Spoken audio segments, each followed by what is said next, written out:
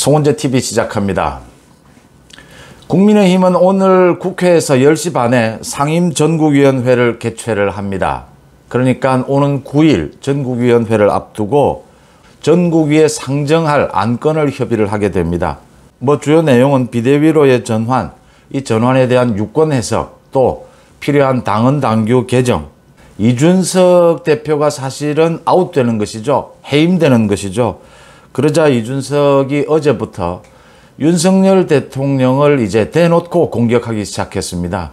그러니까 윤석열 대통령이 전 정권에서 이처럼 훌륭한 장관을 본 적이 있느냐, 이런 발언은 나와서는 안 되는 발언이었다라고 윤석열 대통령을 직접 공격하고 있습니다. 이준석은 전국을 돌다가 팔도 유람을 했다라고 하죠. 이제 수도권으로 와 있습니다. 이준석 대표가 대표직을 잃는 이런 상황이다. 여기에서 이준석이 윤석열 대통령을 직접 공격을 했다. 박민영 대변인이 윤석열 대통령을 공격한 데 이어서 이준석도 윤석열 대통령을 직접 공격했다. 집권 여당의 대변인이 대통령을 공격한 데 이어서 집권 여당의, 그래도 아직은 당대표인데 자격은, 당대표가 대통령을 공격한다. 보기 힘든 일이 벌어졌습니다. 여기에서 자신이 원하든 원치 않든 국민의힘은 분명하게 이제 두 갈래로 나뉘어지고 있습니다.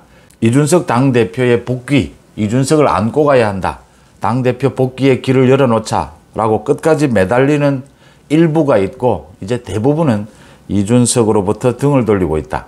원래부터 이준석을 반대한 측도 있고, 이준석을 비호하는 청년층에 대한 상징성이 있으니까 이준석을 비호해온 많은 사람들도 지금 고민에 빠져 있다. 이준석으로부터 등을 돌리고 있다라고 하는 점입니다. 이 부분은 이준석이 직접 윤석열 대통령을 공격했기 때문입니다. 이준석이 사실은 윤석열 대통령을 겨냥한 것은 꽤 시간이 됐습니다.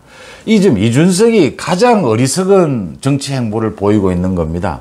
이준석이 자숙하지 않고 이렇게 전국을 팔도 유람을 하면서 당원들을 만나면서 여론전을 펼치기 시작을 하면서 이준석의 입지는 갈수록 좁아들 수밖에 없었다. 결국 윤석열 대통령에게 맞서는 방법 위에는 이준석이 내놓을 카드가 없는 겁니다.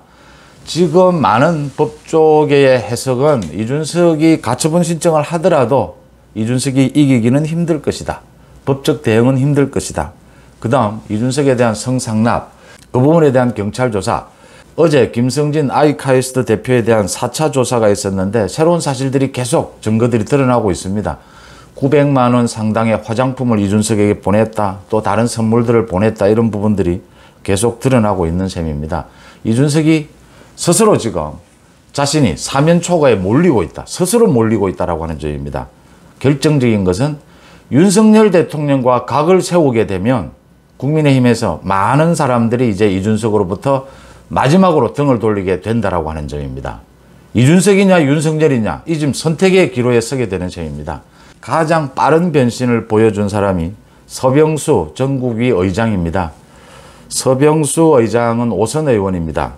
서병수 의장은 당초에는 비대위 체제가 맞지 않다, 전국위를 왜 소집해야 하느냐라고 반대를 하다가 빠르게 변신을 했고 오히려 더 적극적이다 라는 부분입니다. 비대위 체제로의 전환.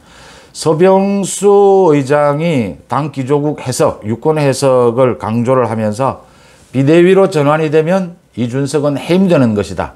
이준석은 복귀가 불가능하다. 조기 전당대회를 열어서 새로운 지도체제를 꾸려야 한다. 그 새로운 지도체제의 임기는 2년이다. 서병수 의장이 이같이 적극적으로 나서면서 비대위 체제가 굉장히 빠른 속도로 속전속결로 진행이 되게 됐다라고 하는 점입니다. 서병수 의장이 왜 이렇게 당초 입장과는 달리 이렇게 빠른 변신을 보였느냐?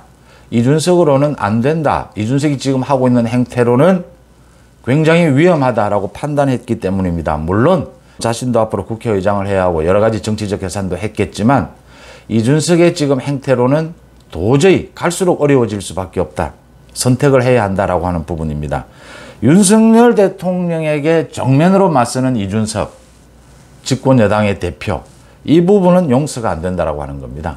아직 이준석의 복귀를 주장하는 목소리가 아직 남아 있습니다. 그러니까 어제도 하태경, 조혜진, 삼선 의원이죠.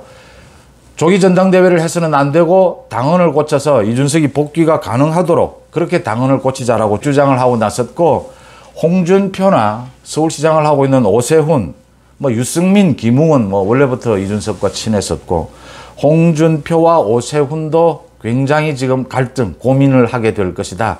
이제는 윤석열 대통령과 이준석을 놓고 마지막 선택을 해야 되는 상황에 왔다. 아마 홍준표, 오세훈과 이준석이 손잡고 신당을 창당하지 않느냐, 이런 예상도 나오는데, 오세훈이 그런 결정을 할 이유가 없습니다. 홍준표 마찬가지고요.